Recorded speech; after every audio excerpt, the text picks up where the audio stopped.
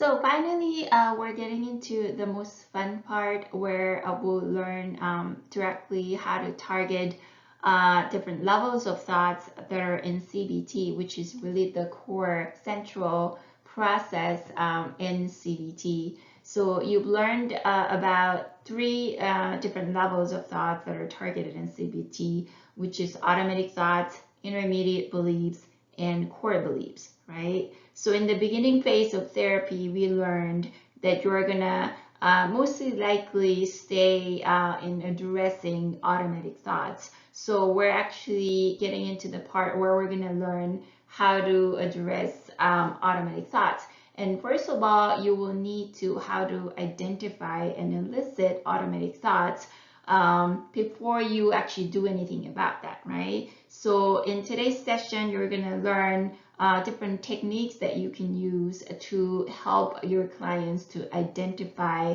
and elicit automatic thoughts. So let's get to that.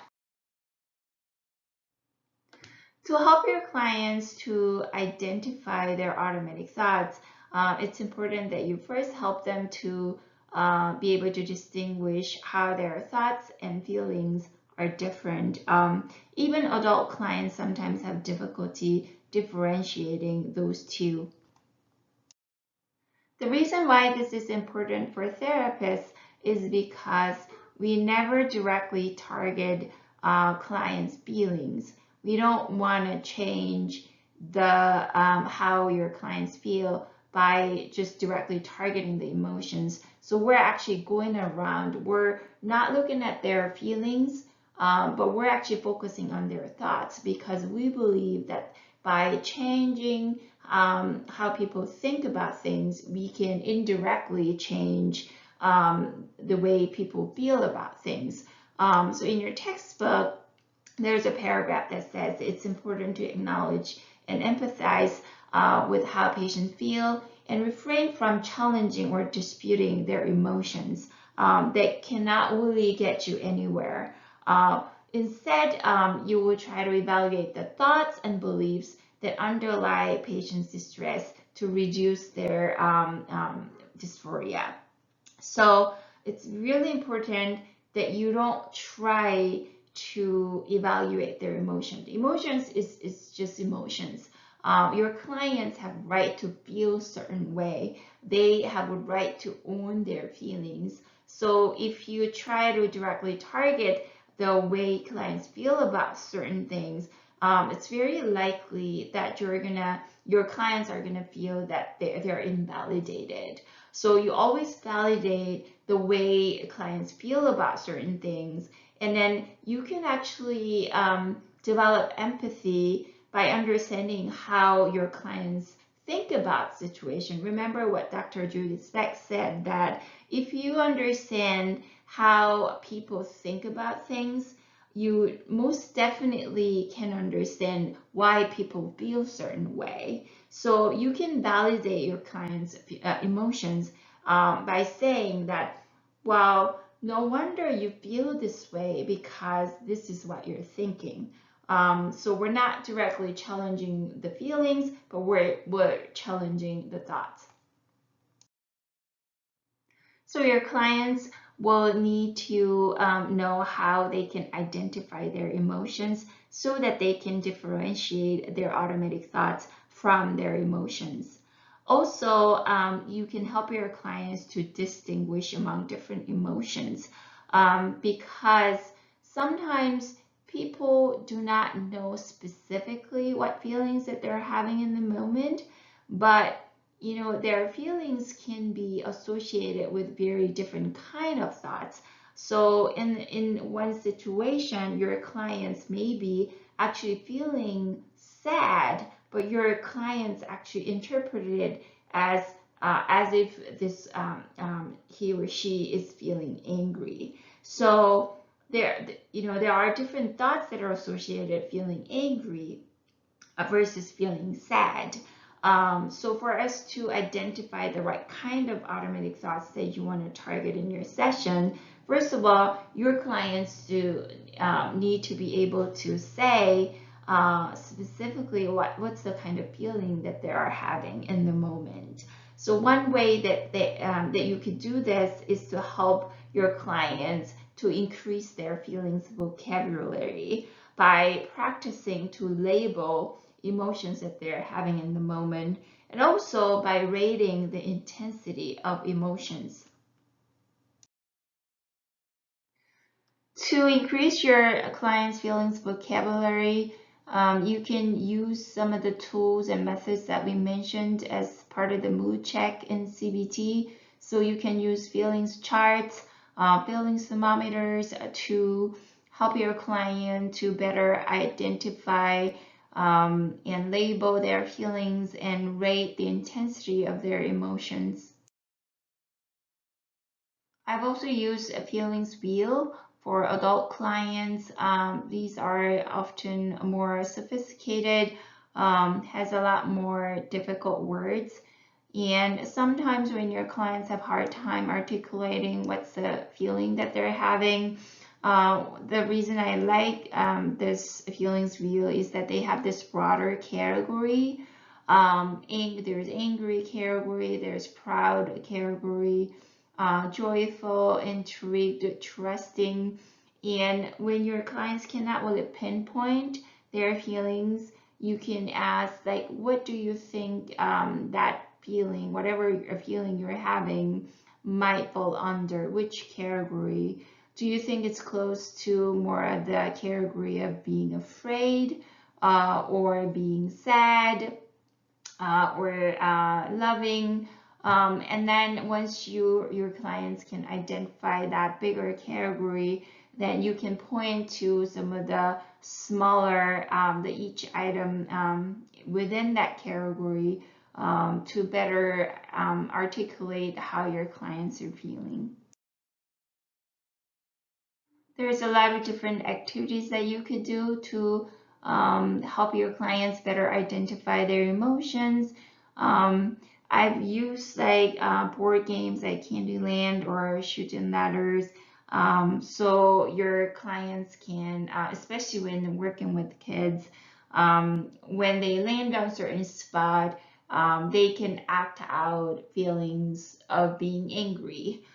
They can act out sad feeling. They can act out like disappointed feelings, using their body language and facial expression. So it's kind of fun way of helping your clients, especially like young clients, to articulate the way they feel about certain things.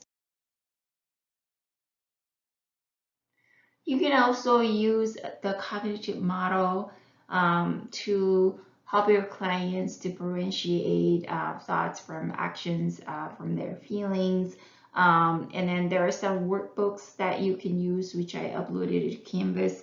It has a definition of thoughts and feelings and actions. And once you do some education about those different concepts, you can engage your clients in doing some kind of exercise. Maybe come up with a whole list of different words, and then do some coloring activity. If it's a thought, just color it green. If it's actions, color it with red crayon. So things like that. Also, you can use this list of moods and behaviors and situations and thoughts to give some kind of examples for your clients to pinpoint whether it's feeling or behaviors or situation that they're talking about. So you've learned how to identify emotions and how to increase feelings vocabulary so that your clients can better articulate their feelings, and also differentiate those feelings from thoughts. So once you prepare your clients to do that, you can look at ways to elicit your clients' automatic thoughts. To review the concept of automatic thoughts, you've learned that automatic thoughts happen spontaneously in response to a situation. It often comes as words or images that do not arise from reasoning, so there's no logical sequence.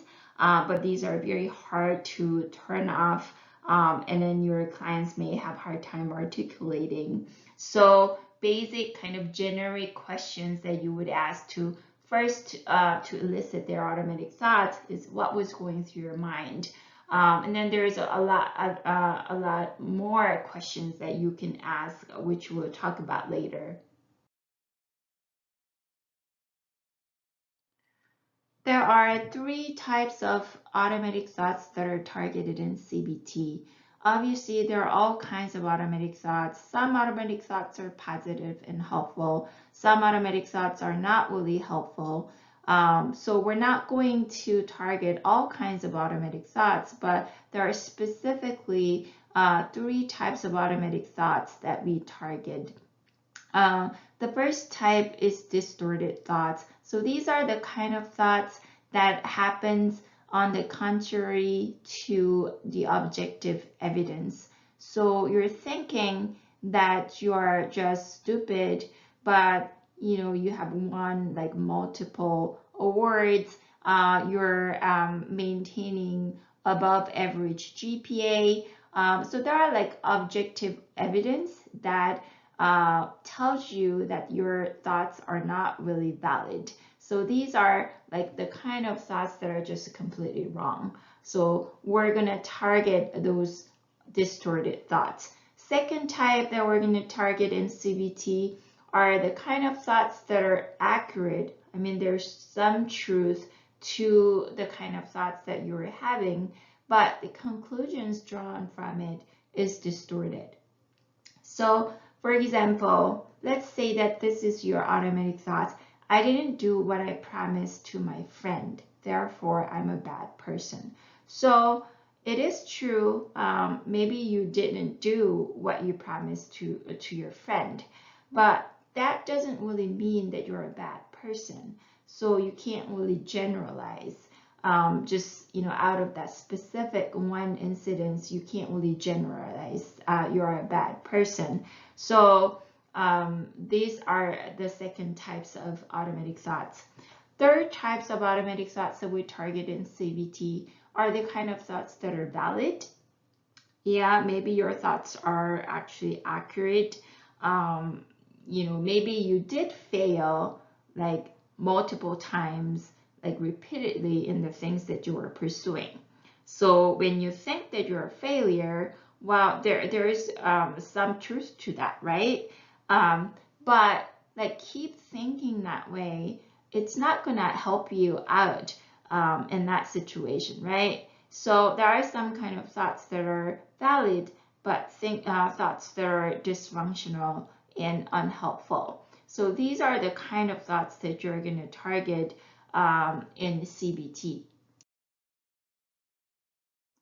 So when you work with your clients, you may discover all kinds of automatic thoughts, and you have to decide whether these automatic thoughts are the kind of thoughts that you're going to target in your session. So first of all, like what I said before, you're going to look at the validity and the utility. So after you consider that, if you decide that yes, these thoughts are indeed distorted, and these thoughts are indeed really unhelpful, then you use these additional criteria to further decide whether you're gonna work on these thoughts or not in your session. So first, you're gonna look at the intensity. So how bad are the impact of these thoughts on your client's functioning? The degree to interfere with daily functioning. How much do these thoughts interfere with your client's daily functioning? And also ability to cope with thoughts and feelings. Do your clients have some level of awareness, and then they have developed some kind of coping skills to deal with that kind of thoughts, or like are they completely unprepared to deal with that kind of thoughts? And also, what are some other priorities that you need to address in session? So these are some of the considerations that you will look at in making that decision on what kind of automatic thoughts that you're going to address in your session.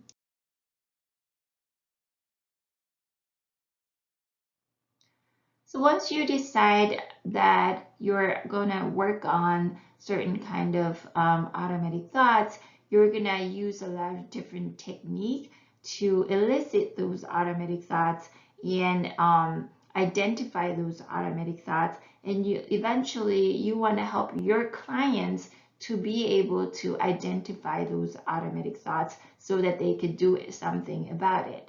So these are all the kind of techniques that are readily used in CBT session to identify automatic thoughts, which include psychoeducation, recognizing sudden mood shifts, using guided discovery, imagery, role play, thought recording, and automatic thoughts checklist. I'm going to go through each of these in more detail.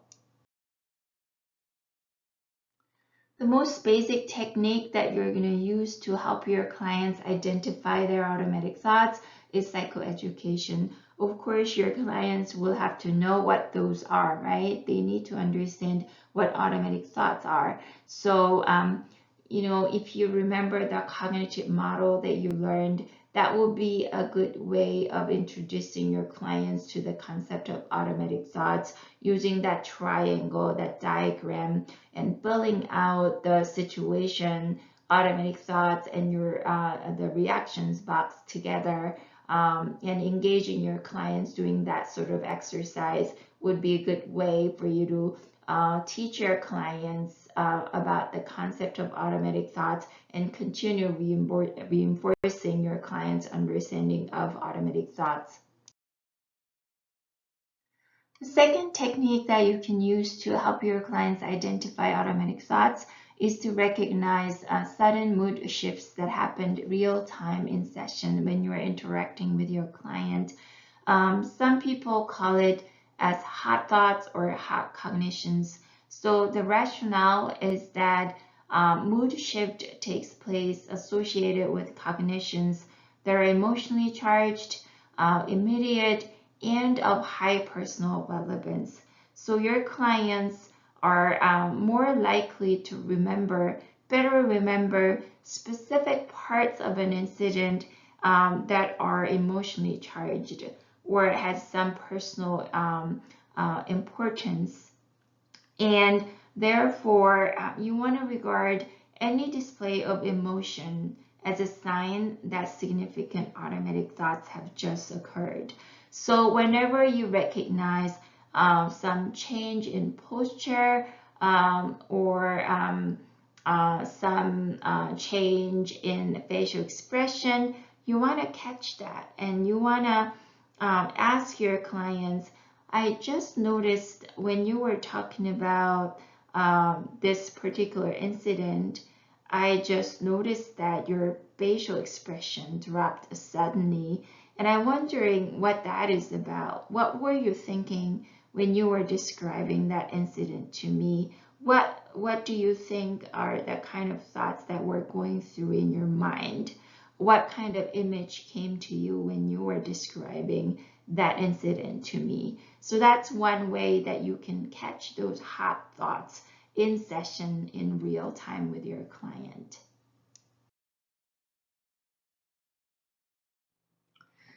Another technique that you can use to help your clients identify automatic thoughts is called guided discovery. This is also called as Socratic questioning.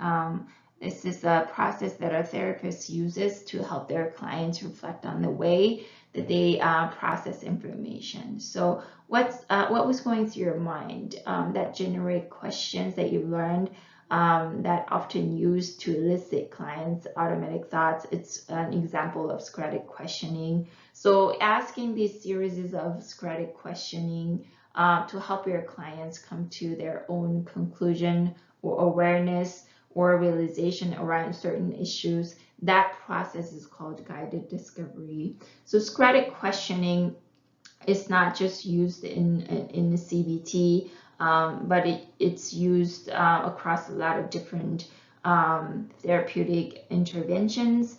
And the reason why it's called Socratic questioning, as you may know, it was a kind of teaching model that was used by early Greek philosopher Socrates. So he often liked to use questioning instead of like directly explaining or telling his disciples. He liked to question his disciples so that his disciples, in trying to answer those questions, will come to a certain conclusion or realization awareness that generate knowledge for them. And because they have been an active participant in generating that knowledge, in trying to answer those questions, they often come to own that knowledge for themselves. So when you ask Socratic questions, you want to pursue lines of questions that stimulate emotion and being quite specific and focusing on recent events instead of distance past. And you want to stick with one line of questioning and around one topic while you're trying to really dig deeper into this topic. And it's important that you maintain this attitude that shows empathy and genuine curiosity, because if you keep asking questions, you're not really interrogating your clients. So it's important that you really show, like with your body language, with your facial expression, your eye contact, you convey this message that you're asking these questions from an empathetic point of view, instead of like you trying to really question them, like interrogating them. And then when you ask those questions, you want to rely on the cognitive conceptualization for direction, because, for example, if you have developed this cognitive conceptualization diagram, the CCD, you have some hunch, this connection between automatic thoughts and your client's intermediate beliefs and core beliefs, and then your client's early childhood experience. You have some idea how all those things connect, right? So you're going to ask questions, like line of questions that sort of are consistent with that conceptualization that you have in your mind. But you're never going to say directly to your client, for example, like if we go back to the very first video that you watched, Dr. Podesky's video, the client had this core belief, like powerful women work, right?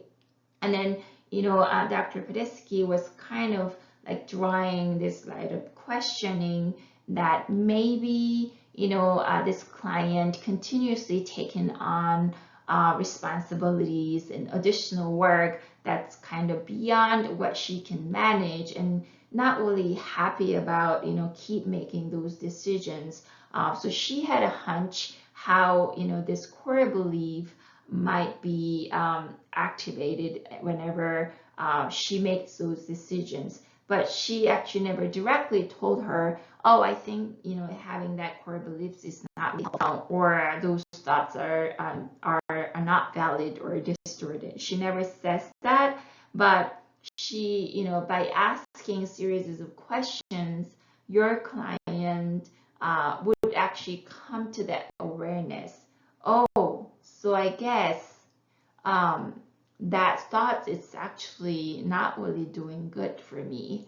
Oh, I guess I kind of realized how much these thoughts were not really helpful in really helping me to be successful in life. So you want to use questioning to guide your client to come to a conclusion that will be helpful in bettering their situation and bettering their functioning. But you will never directly tell your client your own conceptualization. So here's some example Socratic questions that you can ask your clients to help them to identify their automatic thoughts. So in addition to that generic question, what was going through your mind, you can also ask, what did you feel in your body? Did you have any kind of image that come to you in that moment? Can you describe the scene for me in more detail? What time was it? Where were you? What were you doing? And who was there? Can you imagine that you're back at the situation right now and describe what's happening? So these are some of the example questions to get more details. So while your client is trying to answer your questions, your clients are actually led back to that moment when this hot thought came to your client. And sometimes, your clients may say that, I don't know, I just felt really bad, but I don't know what I was thinking. So in that case, you can provide some plausible possibilities by asking, like, do you think you could have been thinking about this or that? So give some examples, or you could actually suggest a completely opposite thought.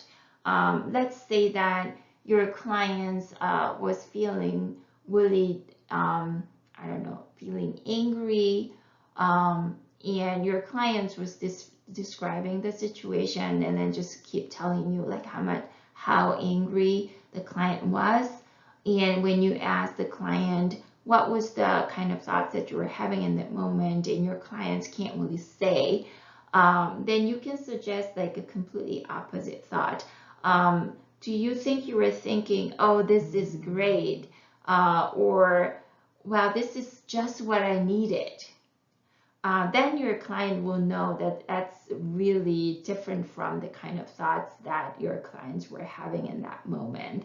Then your clients would say that, no, that was really completely opposite, then it gets a little easier for your clients to articulate those thoughts. So these are some of the example questions that you can ask, those Socratic questionings that you can use to elicit automatic thoughts.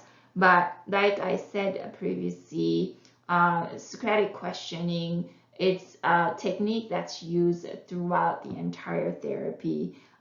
So you can use Socratic questioning to elicit automatic thoughts, but you can use Socratic questioning for other purposes as well. Another frequently used technique to elicit automatic thoughts is thought recording. It's also called 3-column technique because it involves like filling in a worksheet with 3 columns. So there is a situation column, there is a feelings and emotions column, and then there is a thought column. So you may be reminded of the cognitive model that you practiced in the second session. So this is very similar, but this is just something that you will assign as homework for your clients to work on, to fill out throughout the week. So whenever your clients experience some emotional ups and downs, you will encourage your clients to get in the habit of recording their thoughts and feelings and situation in this way. Thought recording is used to draw attention to important cognitions. It also provides a systematic method to practice identifying automatic thoughts. So really, developing this habit of becoming really conscious about your client's thinking and the thought pattern. This is something that you're going to continue reinforcing in your session with your client. Another technique that's often used to identify automatic thoughts is imagery. So it's a way of helping clients to relive the moments when they had hot thoughts, to really get in touch with the thoughts and feelings that they had when those incidents actually happened. So before you use this technique, you want to explain what you're doing and then why you're doing it. And then it can be pretty straightforward. I really want to take you back to the moment when this thing happened so that you can more vividly remember what you experienced in that moment.